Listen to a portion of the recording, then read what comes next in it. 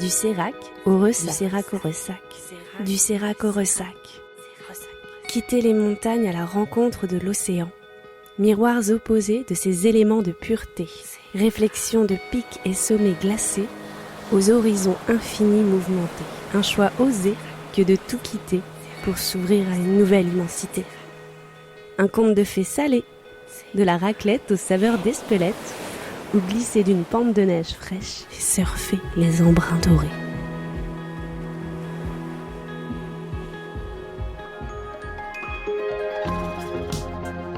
De retour à Chamonix, à Argentières plus précisément. C'est important cette précision car bien que l'altitude est plus élevée, les personnalités qui y vivent le sont aussi. C'est bien dans le haut de cette vallée où j'ai le plus gravité et j'y ai rencontré une véritable communauté et généré de belles amitiés.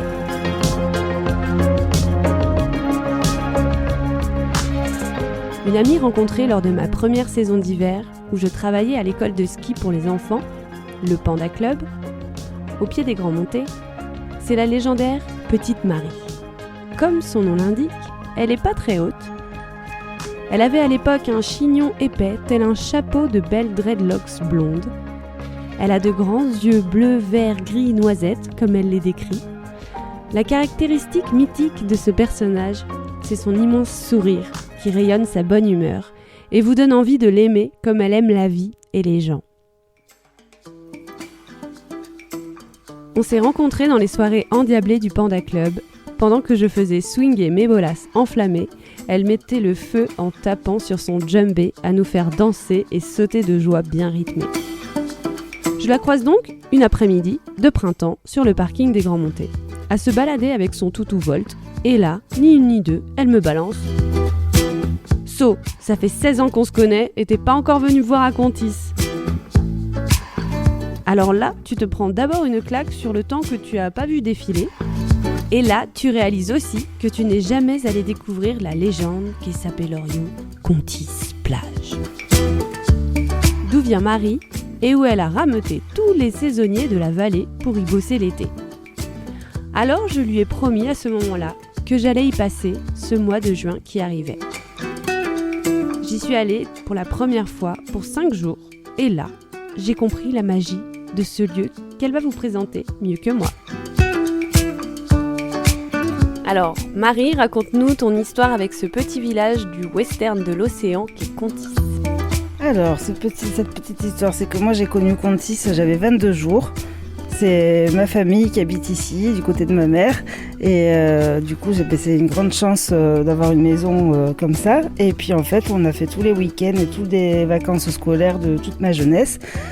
Voilà, et puis alors l'été à sortir faire des bains, des châteaux de sable, le club Mickey, et après faire le mur et aller en discothèque, en cachette, faire la fête avec les copains, voilà. Et après l'hiver par contre, aller ramasser des coquillages, ramasser tout le plastique qui traîne sur la plage et le mettre à la poubelle, ramasser des champignons, voilà, plein de choses quoi.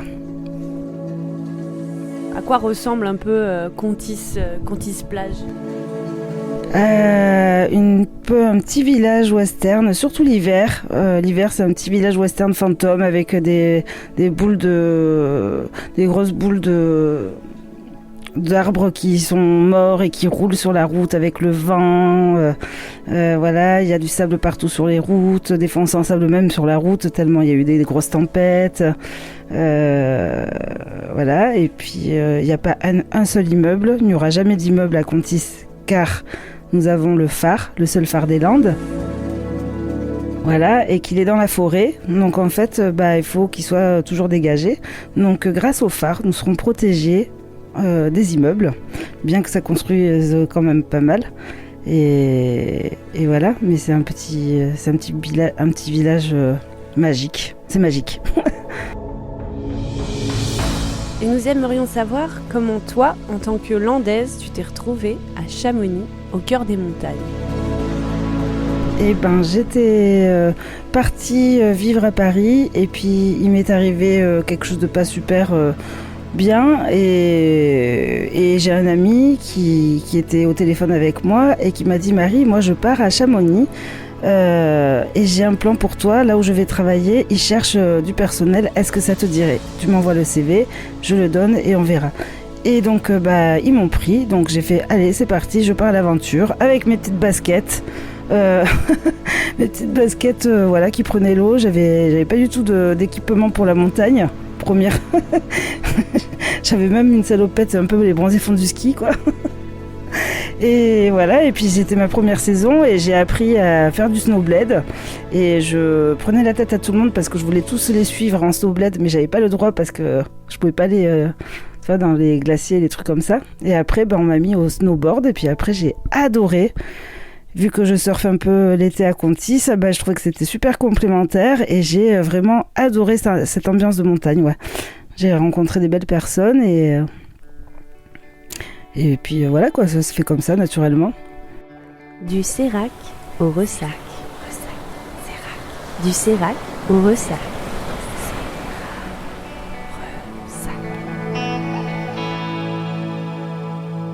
Et quelles sont les similitudes que tu retrouves entre ces deux milieux opposés? Alors, c'est été comme hiver, en fait, ça bosse dur, ça bosse vraiment beaucoup, on brasse beaucoup de monde et c'est international. Et ce qui me plaît, c'est de rencontrer beaucoup de monde en peut-être en peu de temps. C'est intense, hein. Après on est vite fatigué. Enfin, la fin de la saison, on n'en peut plus, mais voilà, j'adore cette ambiance de saison, en fait. C'est la saison que j'aime beaucoup. Ouais, on rencontre énormément de gens qui nous apportent aussi dans la vie des choses improbables. Voilà, des directions complètement... voilà, mais du coup, c'est ça qui me plaît. C'est plus sur les rencontres entre les gens et que voilà, ça gravite autour des gens du monde entier qui te permettent de voyager finalement au quotidien, quoi. Et peut-être des similitudes par rapport à la vie là-bas, dans les montagnes, au bord de l'océan. Est-ce qu'il y a des choses que tu trouves qui sont peut-être plus ou moins rudes, difficiles ou agréables, compliquées dans les relations, dans les environnements, les désagréments, des intempéries ou des beaux temps, je sais pas. La montagne c'est vachement plus rude parce que le froid, mais quand on n'est pas habitué, ça surprend. Mais après oui, la vie en montagne c'est un peu plus dur parce que il faut marcher quoi. Il y a de la côte, hein. Il y a de la côte. Il faut marcher dans la peuf, aller promener le chien. Enfin voilà, mais il fait très froid des fois, mais en fait j'aime bien. Je sais pas. Après la mer, oui, on peut pas. Enfin quand il y a des tempêtes aussi, c'est pareil, mais c'est pas. Ouais, c'est différent. Je sais pas comment expliquer, mais.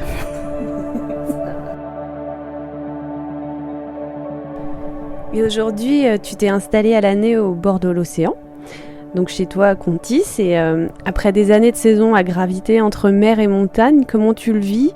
Y a-t-il des choses qui te manquent de la vie montagnarde?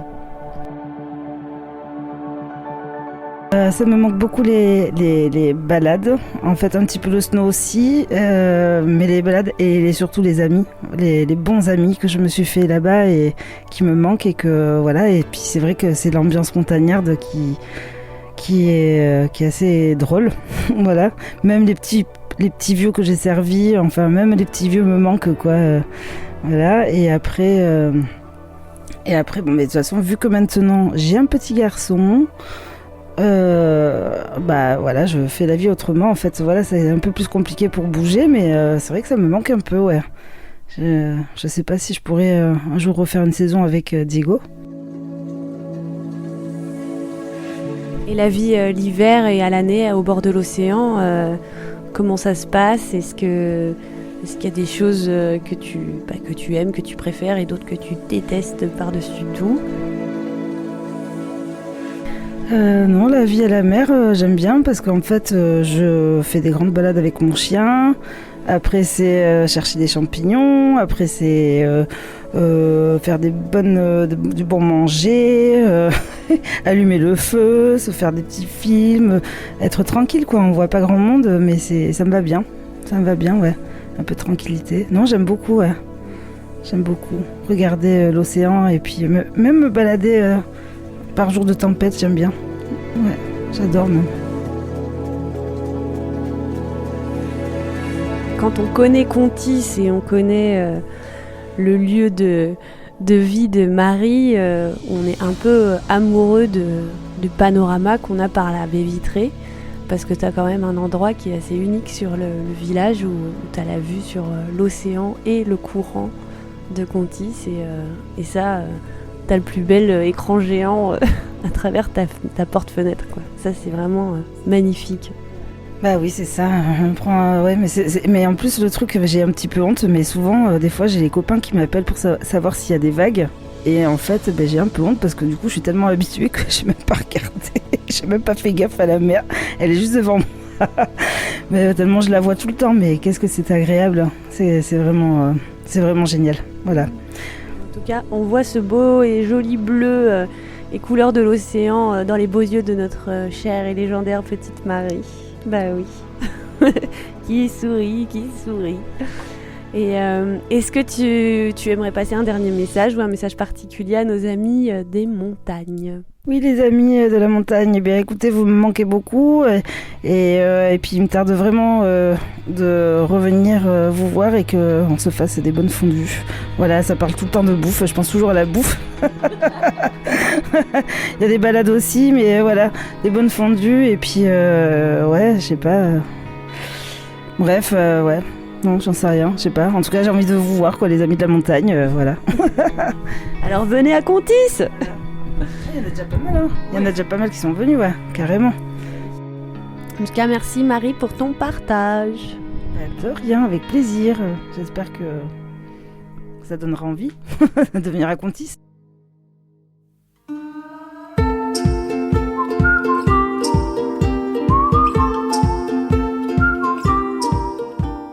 Quand je suis arrivée la première fois à Contis, j'ai débarqué le soir devant La Royale, le grand vendeur de renom de chichis, churros, sandwichs et tout type de gourmandises du village.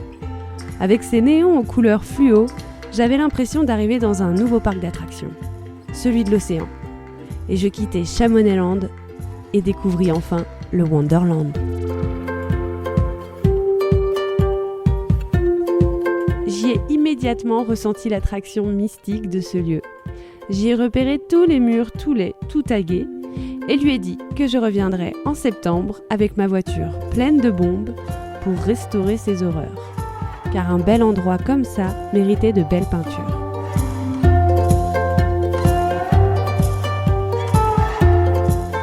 Dans le prochain épisode, je vous conterai les quelques réalisations et surtout vous présenterai un autre personnage atypique qui a fait ce chemin de la montagne à l'océan. Lui, c'est un artiste, comédien, clown, circassien qui amène poésie et magie à la vie.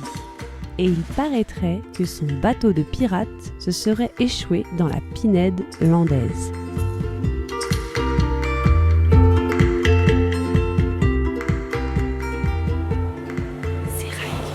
Du Sérac au Ressac. Du Sérac au Ressac.